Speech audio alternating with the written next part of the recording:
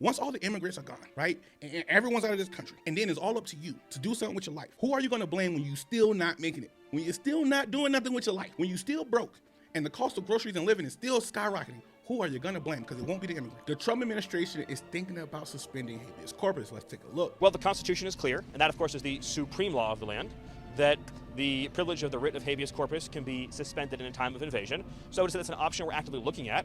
Look, a lot of it depends on whether the courts do the right thing or not. This administration is going to pursue immigration enforcement and cooperation in every city. And anyone who doesn't comply with the laws and dictates of this country will face the appropriate legal consequences.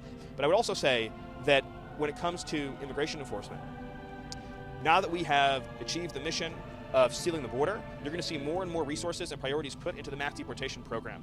And so on a day-to-day basis, you're going to see exponentially larger numbers of illegal aliens being arrested and removed from the interior. That is the #1 evil villain, Stephen Miller. Every time I see him, I think he's going to be in like the next Marvel film or something. But notice some things he said. He said, it depends on whether the courts do the right thing or not. This is about him and the Trump administration being upset that the courts keep overturning their rulings and keep forcing them to bring people back in this country or stopping them from deporting people illegally. And also, let's get this right off the bat. To suspend habeas corpus, none of this way he's stating is happening. There is no invasion in this country. So let's just get that right off the bat. And lastly, this is what we call true fear-mongering. They know that this is not going to happen. They know the courts would not allow this to happen.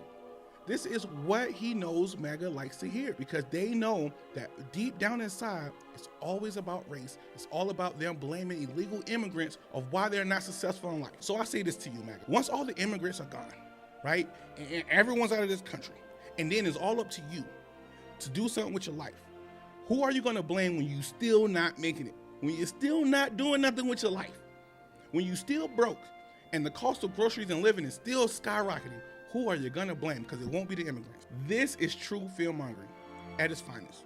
And if you believe what he's saying, you are drinking the Kool-Aid a little too much. You got to let it go. Start drinking some coffee. NARC News Now. Facts, details, opinionated.